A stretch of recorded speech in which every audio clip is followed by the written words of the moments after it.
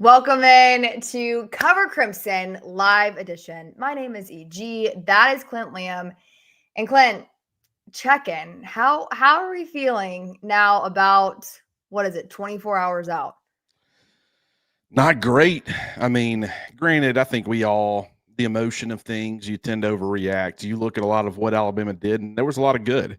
But when Mhm. you lose the turnover battle to the extent that Alabama did, you give the football away 3 times. Really, you could have had more. You put the ball on the ground a lot, and then you don't capitalize on your opportunities. And I want to continue to reiterate that because it's not that they didn't. I mean, they didn't force turnovers, but they created opportunities where they could have. They That's just didn't true. capitalize on them. So when you do those types of things, you're going to get beat against good football teams. Oklahoma is a very good football team, and they took advantage on both sides of the football. So give them credit for that. But Alabama, their season isn't over.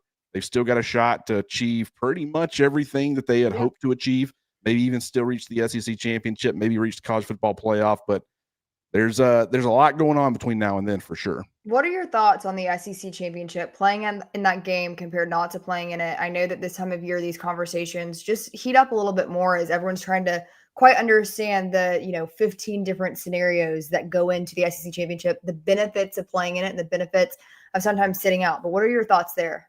Yeah, I mean, if you're a competitor, you want to play. Of course. That's kind of where I want to start. There's trade-offs to playing and not playing. So we have to be able to acknowledge that if you felt 100% confident that it wasn't going to prevent you from getting to the college football playoff, there would be no problem with it. Yes, you run the risk of injury. Yes, maybe there's a little bit more. Maybe you get some guys banged up, whatever ends up happening. But at least you can feel confident. Hey, we go play this football game. We try to win ourselves an SEC championship. And unless you're, like Clemson last year, it made sense. Yeah. If they suffered a loss in the ACC championship, they were going to have 4 losses on the year. That team's not getting in the college football playoff. They won it, so the ACC runner-up, who had just 1 loss in SMU, or 2 losses, I guess at that point, they do get in.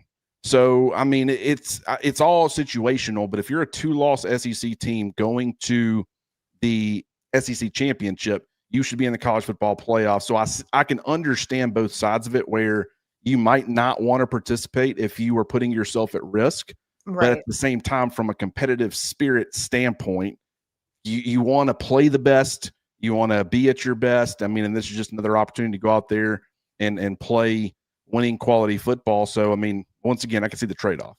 And it's all going to come down, you guys, to quite literally rivalry week, depending on who is in that game, which there's some excitement level there. Obviously, Alabama is in the situation where they have to win out. And Ty Simpson said that last week. He was asked about the response he expects from the team following this loss. And he said, very confident.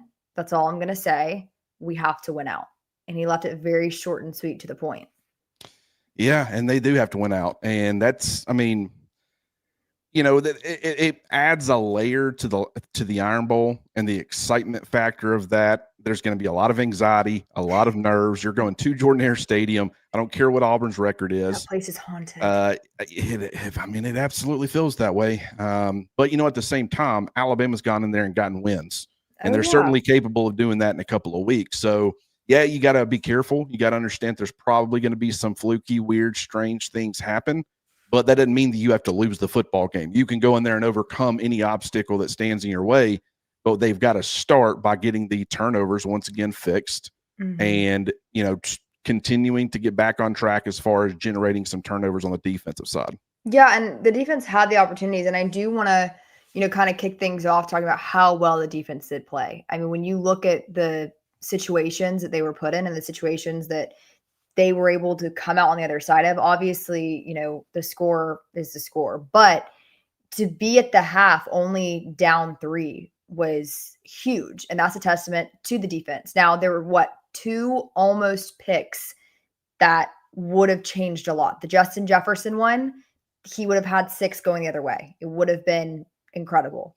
And there was another one second half that it's in their hands and they can't Nikai Hill-Green. They can't quite get it.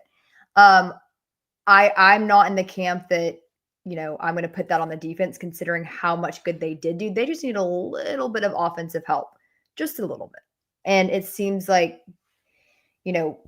as well as the defense has been playing the last couple of weeks, the offense has just been a little bit out of rhythm. And we saw it really transpire yesterday.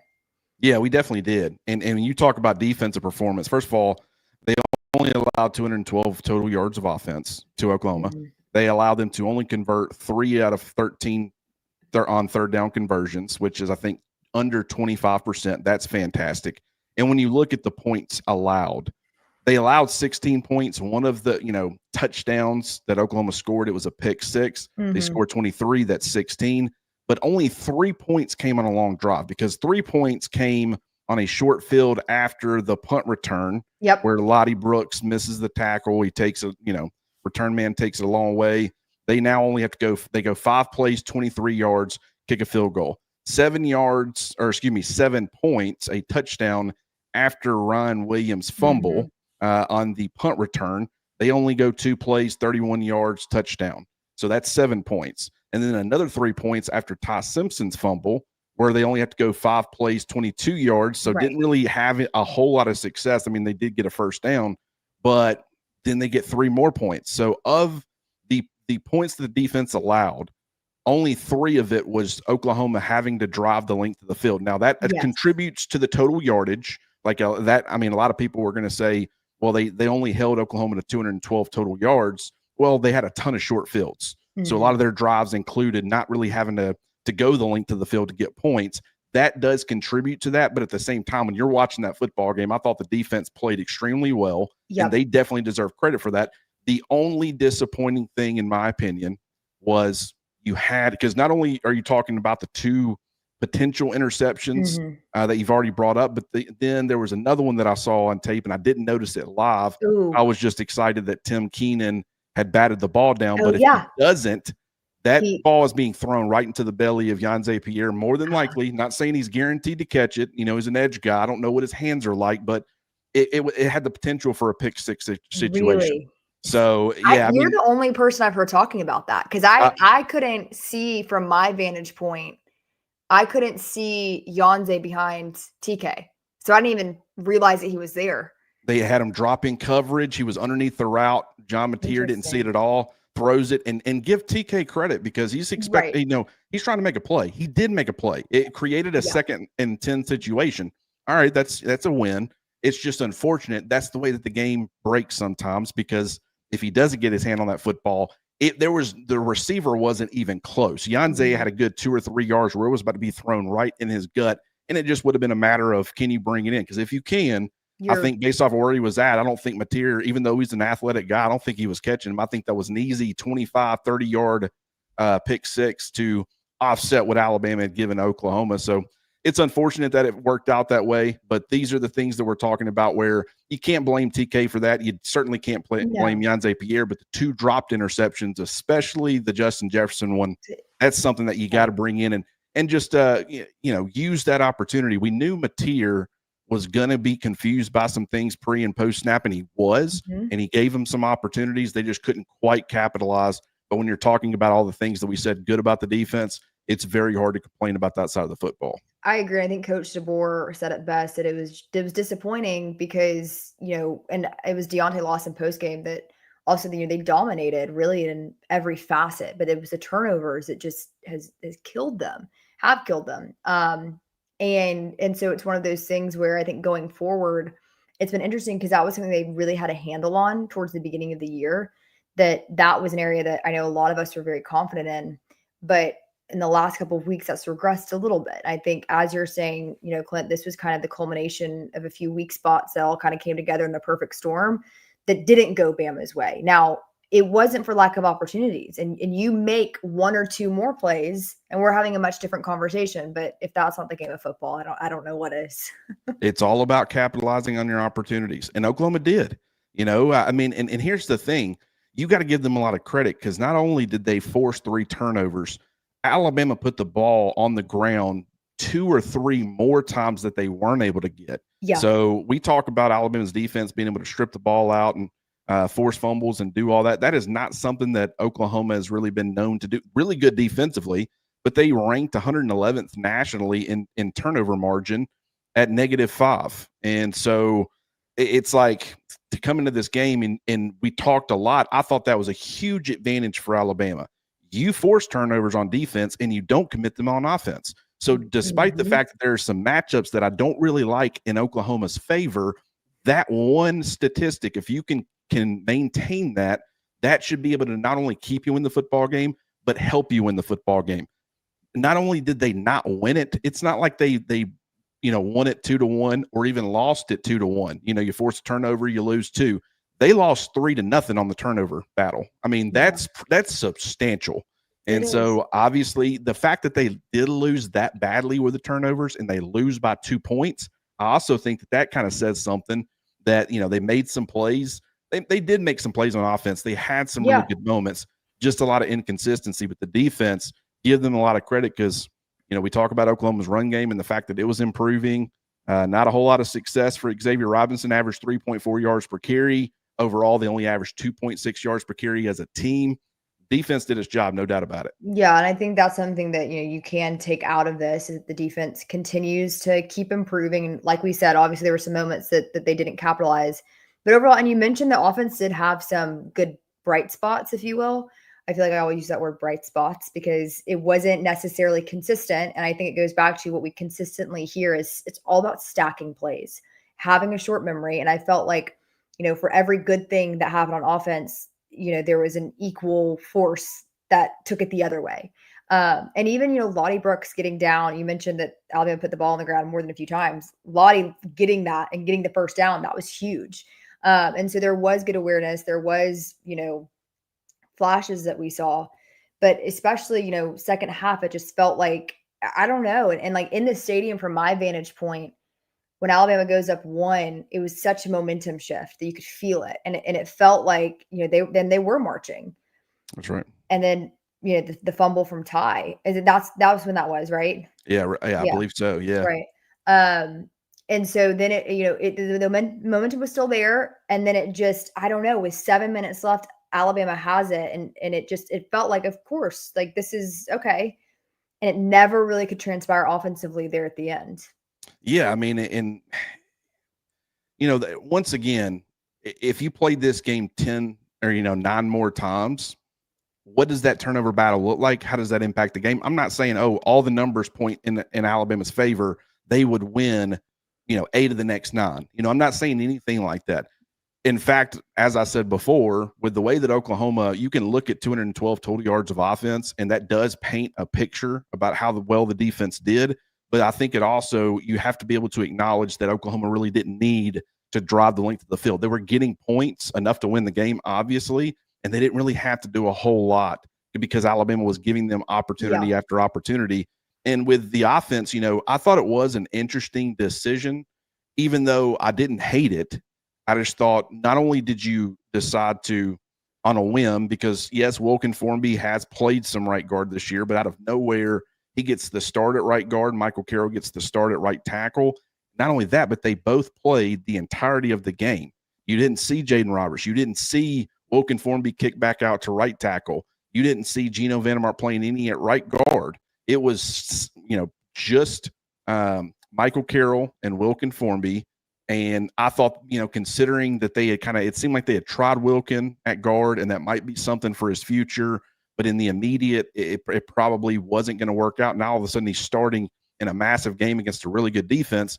I thought that was an interesting decision. But at the same time, I also think that Wilkin Formby actually played pretty well going back and watching, especially in pass protection. So just some interesting decisions on offense that really didn't kill him. It was simply the turnovers when you think about it. Yeah, and I'm excited for tomorrow. Obviously, we'll have media with Coach Grubb, Coach Womack, and Coach DeBoer, and I'm sure these will be some of the questions that are asked. So we'll get some more clarification on these things. But and I am, as we enter this week, I think that I'm curious the response level from this team, and both Coach DeBoer and Ty were very adamant that he knows exactly what the response is going to be. And so obviously, I'll be there and I'll get to see a little more, firsthand, and we'll report back to you guys. But I think that, this time of year, everything is just so much bigger. Every decision, every non-decision, every play call, every slip up. And I think that for Bama fans right now, you don't want to be sitting, a season ago this time of year where you drop one to OU and suddenly things are not going the direction that you anticipated, especially having such a successful stretch that Alabama did have. Yeah, I mean, they obviously, as successful as they were, 4 top 20 opponents, really tough to do. They played in some tough environments. They had to go beat Missouri at Missouri. You had to beat Georgia at Georgia. Yep. But then, you started to see the chinks in the armor, and a lot of fans saw this type of loss coming, to be honest. You talk about it being, I've seen some Alabama fans talking about how embarrassing it is. First of all, this is going to be ranked in the top 10. Right. They were 11 coming into this game. Yeah. So, I mean, this isn't OU of old. Right. I mean, this is not a 6-6 Oklahoma team that you lost to last year. And that was extremely limited. They had limitations, don't get me wrong. And I think Alabama probably could have done a better job of exploiting some of those limitations. But this is a good football team that I think is only getting better. Brent Venables had 2 weeks to prepare for Alabama in this offense. That's a great point. That I think that when you look back at, Alabama's schedule this season, how many teams are coming off of a bye before they play Bama? Insanity. It is. And here's the thing. That is that's a problem for the offense because like Brent Venables, his defensive mind, he's great as far as scouting and preparing and, sometimes being able to get signals and do all those things when he's just got a week to prepare. Now you've given him 2 where he can kind of go all in on what you're doing. And it's like I said last night, the biggest problem is that you had that in tandem, running in tandem with the fact that Alabama right now is so limited offensively. They did get more out of their run game than I think a lot of us were expecting. But at the same time, it's like I said last night, based off of what Oklahoma was giving them, you could have really made them pay for it. They did make them pay for it on several occasions, but they only made them pay for it with 4 or 5 or 6 yards. That's something as a defense you're willing to live with. If Alabama was ripping off 25, 30-yard chunk gains, Oklahoma would have changed some things up. And they just said, hey, this ain't working. We need to do some things differently. But it's like, hey, we'll give them a 2nd and 4. We'll give them a 2nd and 7, a 2nd and 2 or something like that. We're totally fine doing that because the more they have to snap the football, the more likely they are going to be to make a mistake because we have a great game plan going in. We're applying a lot of pressure. And I will say that anybody that wants to blame the offensive line, which I don't think the offensive line performed great, but I mean, when you start looking at the numbers, there were 4 sacks allowed. 2 of them were given up by the running backs. Gino Vandermark gave up 1. Michael Carroll gave up 1. So a true freshman right tackle, a guy who I think has really struggled, if I'm speaking candidly, in Gino Vandermark, and then both of your running backs, the only 2 that played, both of them gave up a sack and pass protection. Parker Brailsford did give up 3 pressures. I am curious to see if Kalen DeBoer or Ryan Grubb are asked about his health because it did seem like he got a little banged up. It might have seemed like he had an ankle taped up throughout the course of last night. But, the offensive line overall, I mean, like I said, I thought Wilkin Formby played pretty well. I didn't see anything crazy with Caden Proctor. I thought Cam Dewberry played decently well in pass protection. It's just, running back struggled. When you look at what they did from a defensive line perspective, a ton of their pressures, I think they had 13 on the night. 8 of them came from a non-defensive front player. So they had linebackers that were getting after the quarterback. Both their off-ball linebackers combined for, I think, 6 of the 13 pressures and 2 of the sacks. I think a cornerback had a pressure and a sack. So, yeah, that defensive lineman, Taylor Wan, he did have 1 pressure and he did have 1 sack, which was against a true freshman right tackle. Otherwise, I mean, their defensive line without R. Thomas Mason or R. Mason Thomas, they didn't have as much success as I was, expecting them to have. I will say, too, about the offense, Josh Cuevas. I mean. Oh, incredible. Great incredible. point. And we were talking about that, Clint, on, what was it, Thursday, that I did say I felt like the tight end room is a little underrated with Bama. And I think that we saw, just how good and how effective he can be. And, I wasn't surprised to see him get that much production. I think he made a big impression or impact on NFL scouts. I think he really helped himself. I think he really made some money. His ability to create yardage after the catch, that is something that the NFL values very much. You know, if you can block and get those big NFL defensive linemen blocked, that's certainly going to help you. A lot of those types of guys, though, they're going to be more statues as far as, yeah, you might throw them a pass occasionally, but they're going to catch the football, and where they catch it, that's where they're getting tackled, or that's where they're going to be down. He Your ability, was his ability to generate yardage after the catch, the lead and too. incredible, and he's done that a couple of times this season. Yeah. You know, he's got the athleticism and still growing as a blocker. Still has a lot of work to do on that front, but he's not a liability necessarily as a blocker. It's just not even close to being a strength. But his pass catching ability, I think, you know, I'm not saying he's going to be a day 2 or day 1 NFL draft pick, probably not. But I do think he kind of took himself from being in that conversation of, okay, maybe a priority free agent that we give a shot in training camp to maybe a guy who gets drafted in the 5th or 6th round, which is going to really help him as far as being able to solidify a roster spot. So really good job by him for sure. Okay, give me your biggest offensive takeaway. Like, I want like short and sweet. I'm going to hold you to just a few words, and I want the people in the chat to do as well. Biggest offensive takeaway and defensive takeaway coming off of Saturday. You can think about it. You can think about it. You know, offensive has to be the turnovers.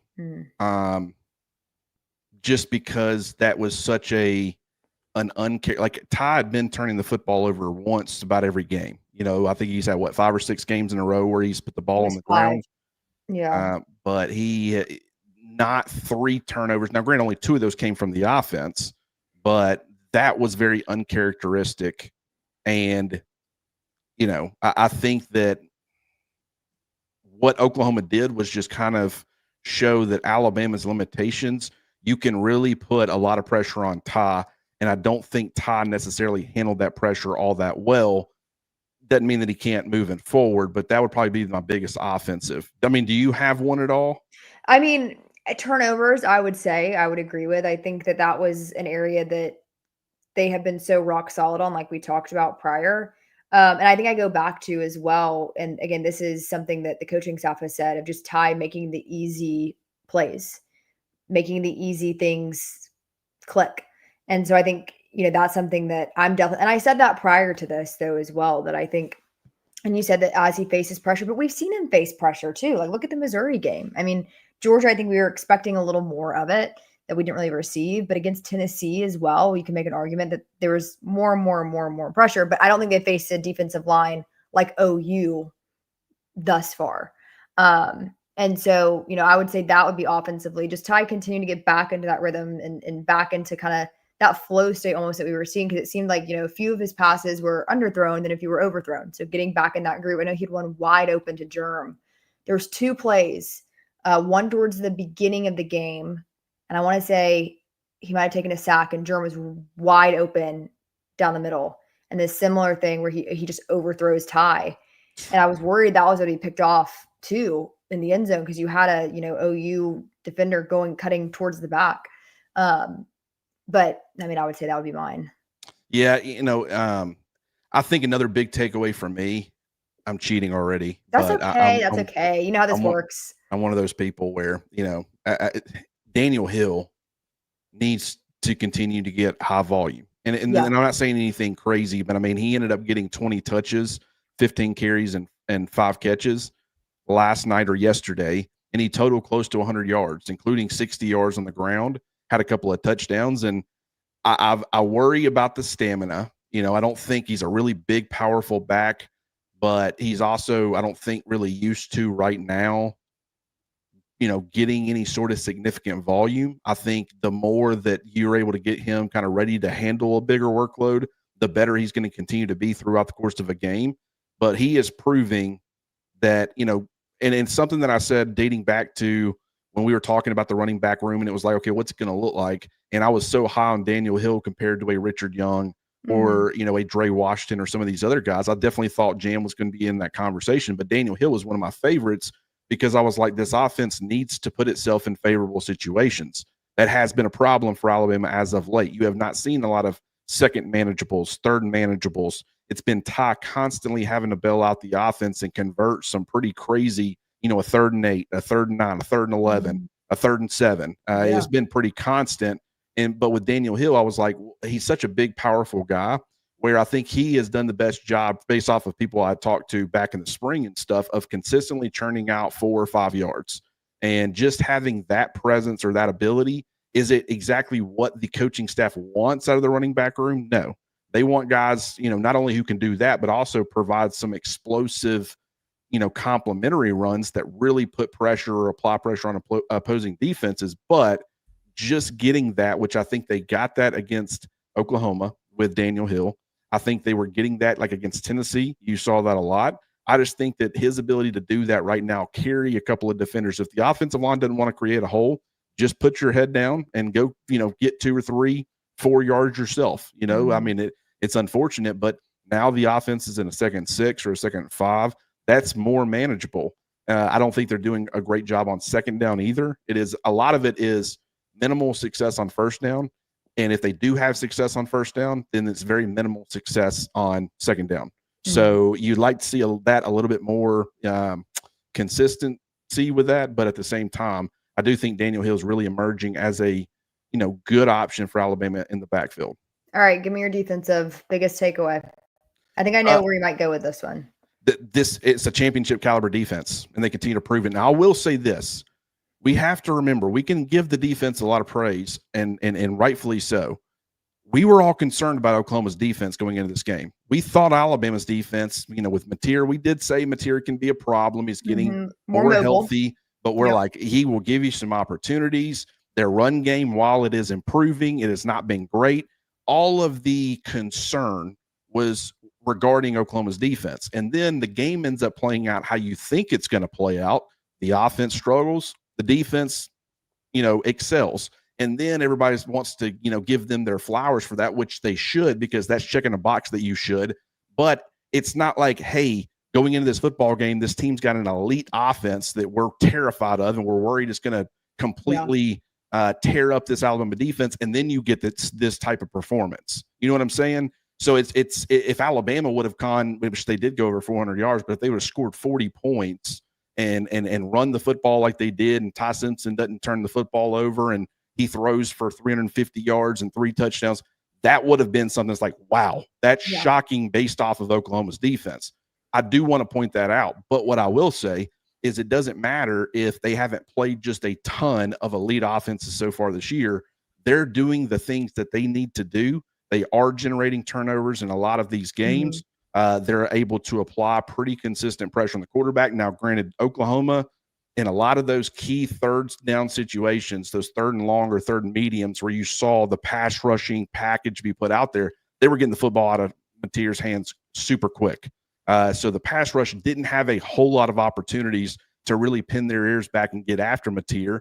So maybe the pressures and the sacks weren't where, some fans probably wanted it to be, but they're able to apply pressure when the offense gives them opportunities to, and they're generating turnovers. So give them a lot of credit for that. I think they can win a national championship with this defense. The offense got to get fixed, though. Yeah, no, I think that's a fair assessment. And I think that, we've definitely given the defense quite a lot of praise, rightfully so. And I think that, in a lot of ways, Coach Womack probably deserves an apology from some people. And I've seen that all over social media and things like that, because it has been really impressive to see how this defense has improved. Yeah, absolutely. No doubt. We do have a couple of super chats. I missed the first one. I apologize, Jim.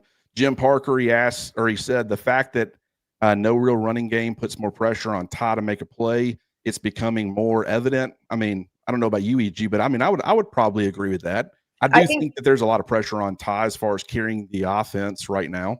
Well, I think it's very understood is that obviously you need a running game. That's you can't not have a running game. And so I think that definitely is a factor that they're very well aware of, and that, a good running game makes everything better.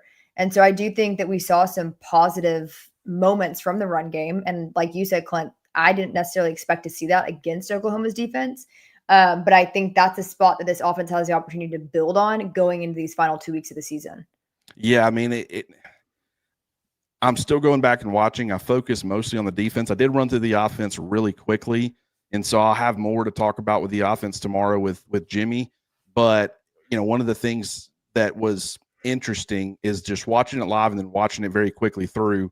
It felt like Oklahoma was begging Alabama at times to run the football, because they just didn't think they're like, and this is a great way to kind of segue here because Marcus McCants, appreciate the $5 super chat, but he said on that last drive, why didn't they speed it up? It seems like the offense plays so much better in the 2-minute offense. That 2-minute offense has been so effective and lethal almost. I mean, it's been fun to watch too. And the fact that it wasn't all that effective, I mean, it was. They did put themselves in a position to kick a field goal and then miss the field goal yesterday.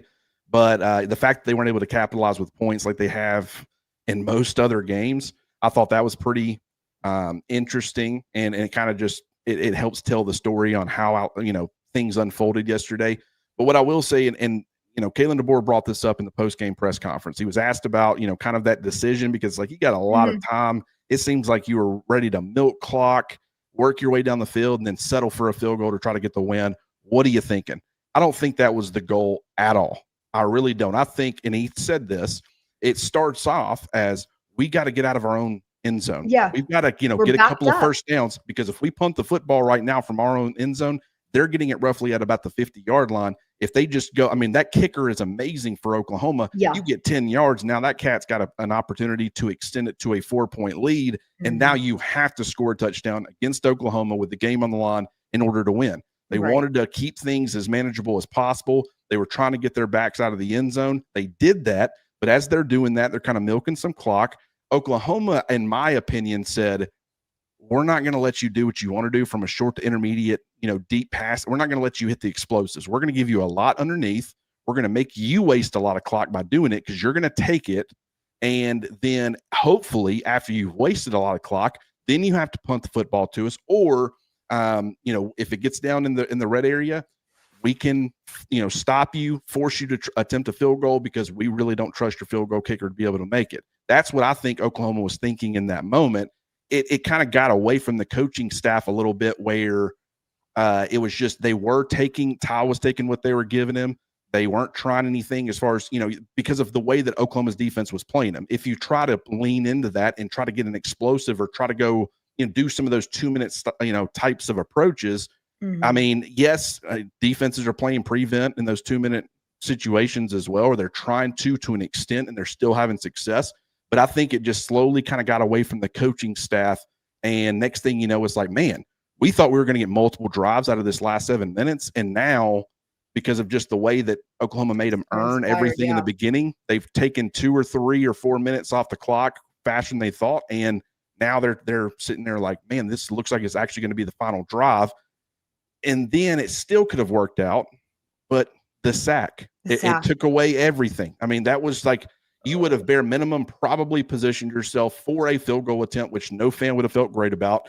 And it's not an ideal situation there, but you could have at least positioned yourself to potentially get a win that way. Or maybe you could have gotten down there and scored a touchdown, and then you've taken a ton of time off the clock. And now Oklahoma has very little to work with. Well, and a defense that's been playing solid too. You know what exactly. I mean? Yes, exactly. So, it's sometimes it's not, I don't think it was necessarily a mismanagement by the coaching staff. I just think the way that it played out, it was it's kind of a crazy situation that wouldn't come up too often. But I don't blame the coaching staff for that as much as probably others. And I'm sure people are going to disagree or feel a certain way about it. But, that's just how I feel about it. Bama Bruh 92, appreciate the 499 super chat. The special teams mishap puts pressure on Ty too, not just the running game. 1,000% true. Of course, yeah. That's where they lost. Turnover in special teams. I mean, that's where they lost on Saturday, in my opinion, because they gave Oklahoma plenty of extra opportunities, short fields. You don't have to do anything. They don't do anything offensively, but they're already in field goal range. And it's not the same situation as Alabama, where if you hold them to a field goal, it's like they might get 3 points out of this, or they might not get 3 points out of this. You hold Oklahoma to a field goal, they're converting. They're getting 3 points. Right. And so like you're giving them these short fields and you're guaranteeing them 3 points bare minimum every time you did it. And then, some of that came on special teams. And, but yeah, when you've got a missed field goal, the missed tackle by Lottie Brooks that allows the big punt return, you put the ball on the ground like Ryan Williams. these are the types of things that are going to get you beat, especially when you lose the turnover battle 3-0. So yeah, into a good team like OU. All right, Clint, any final thoughts as you wrap up here on this Sunday evening? Just it's not over. I mean, everybody's disappointed, and when you see what happened yesterday, and to see the fact that this kind of offensive identity, not identity issue, but like the limitations really come to a head, and you see it directly result in a loss. There's even more concern because now you're sitting there thinking about the SEC championship, and you're like, if Alabama makes it, are they going to beat Texas A&M with the way they're playing right now? Are they going to beat Georgia or Texas or whoever they end up playing? Probably not. At the same time, though, this team still has a chance. And I after Alabama lost to Florida State, they had Louisiana Monroe, and they used that as kind of a get right launching point. Everybody get their confidence back up a little bit. This is a different type of loss because no one's questioning Alabama's character. No one's questioning their manhood in a lot of instances. I mean, people were saying some nasty things about Bray Hubbard as far as from a character standpoint because of the way it looked like he was, not hustling and stuff. No one's saying that right now about anybody. People's criticizing for the actual performance, but no, everybody knows there's a lot of effort being put into what happened last night. It's a different feel, but at the same time, Ty is like the great example of this, where he's got to get that confidence back up because he's still doing some incredible things, but he's not hitting the things consistently that he was hitting early in the season. Eastern Illinois can be a great launching point to get that confidence back on track, where, I really think you're going to need that confidence as you're going to Jordan-Hare Stadium here in a couple of weeks. But they can still make the SEC championship.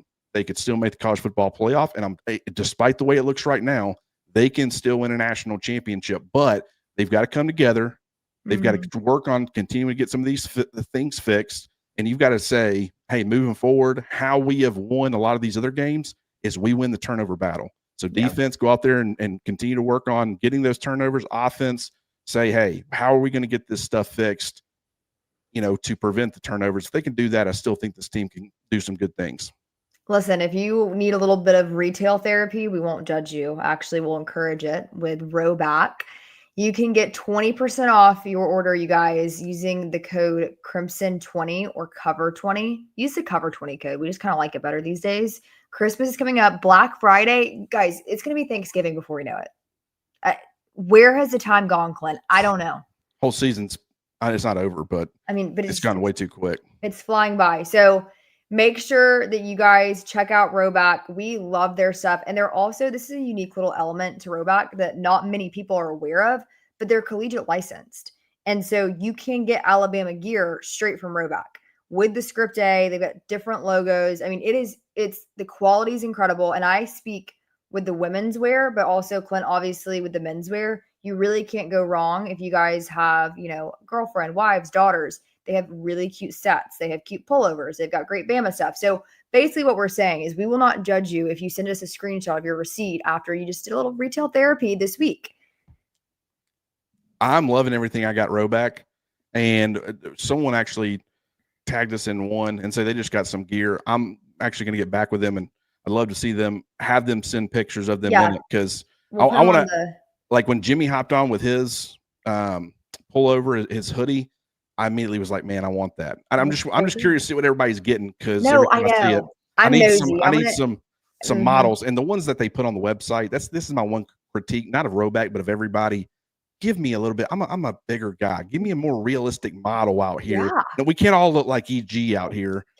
So I mean, yeah, I mean, I'm over here trying to be like, I mean, it looks good on that guy, but that guy's pretty fit. I mean, what's it going to look like on me? I mean, I just want to know. So anybody that is a normal human being like me, if you've gotten a Rowback piece of attire and you want to send photos, just be like, hey, it fits great. It feels great. All the stuff I've tried, it's been incredible. So we're a family here at Cover Crimson. I think you guys have noticed that by now. This week, we have a lot of content for you guys, so just be aware of that. Clint and Jimmy have been doing such a fantastic job of breaking down the offense and the defense, so be expecting that. On Thursdays, we, of course, have our keys to the game along with EG and friends, and Clint is so active on social media. I think he might be one of those active people when it comes to engaging with the Cover Crimson family and the naysayers, too. Let me just say that. So if you have a thought, shoot Clint a DM. Oh, are your DMs open? Yes, they are. Okay, they are open. tag him in a tweet. We will try and get to it. Send us your rowback stuff. Like, we love to engage with you guys. I'm still workshopping guests for Eastern Illinois. I saw Tony Romo was one of the suggestions. I don't know what his week looks like. Oh, I know. I don't know how I'd contact him. Well, we'll work on it. We'll work on it. So with that being said, keep giving us your suggestions for Iron Bowl week and this week, because we're gonna have to film EG and friends. I'm not gonna make someone join me on Thanksgiving to film. I'm not that kind of person. But with that being said, we love to hear your feedback. We're often asked how you guys can help us. And the easiest way to do that is subscribe to the YouTube page. We love that. It costs you absolutely nothing. It just helps us.